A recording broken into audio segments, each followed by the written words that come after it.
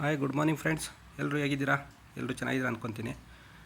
ಈ ವಿಡಿಯೋದಲ್ಲಿ ಜಸ್ಟ್ ನಿಮಗೆ ಕಾಫಿ ಮಾಡಿರೋ ಒಂದು ವೀಡಿಯೋನ ಮಾಡಿದ್ದೀನಿ. ನಾನೇ ನಮ್ಮ ಮನೇಲಿ ಮಾಡಿರೋಂಥದ್ದು. ಫಸ್ಟು ಹಾಲನ್ನ ಬಿಸಿ ಮಾಡ್ಕೋಬೇಕು. ಹಾಲು ಒಂದು ಸ್ವಲ್ಪ ಜಾಸ್ತಿ ಬಿಸಿ ಆದಮೇಲೆ ಅದಕ್ಕೆ ಒಂದು ಗ್ಲಾಸು ಬೇಕು ಅಂದರೆ ಕಾಫಿ, ಒಂದು ಗ್ಲಾಸ್ ಹಾಲನ್ನ ತೊಗೊಂಡು ಅದಕ್ಕೆ ಒಂದು ಸ್ವಲ್ಪ ಶುಗರ್ ಆ್ಯಡ್ ಮಾಡ್ಕೋಬೇಕು. ರುಚಿಗೆ ತಕ್ಕಷ್ಟು ಶುಗರ್ನ ಆ್ಯಡ್ ಮಾಡಿಕೊಂಡು ನೆಕ್ಸ್ಟು ಕಾಫಿ ಪೌಡ್ರನ್ನ ರೆಡಿಮೇಡ್ ಎಲ್ಲ ಸಿಗುತ್ತೆ ಅಂಗಡಿ ಒಳಗೆ ಹೊರಗಡೆ. ಹಾಗಾಗಿ 1 or 2 ಎಷ್ಟು ನಮಗೆ ಸ್ಟ್ರಾಂಗ್ ಬೇಕು ಅಂದರೆ 2 ಹಾಕೋಬೋದು, ಇಲ್ಲ 1.5 ಹಾಕೋಬೋದು. ಹಾಕ್ಕೊಂಡು ಆ ಕಾಫಿ ಪೌಡ್ರನ್ನ ಹಾಲಿಗೆ ಮಿಕ್ಸ್ ಮಾಡ್ತಾಯಿದ್ದೀನಿ.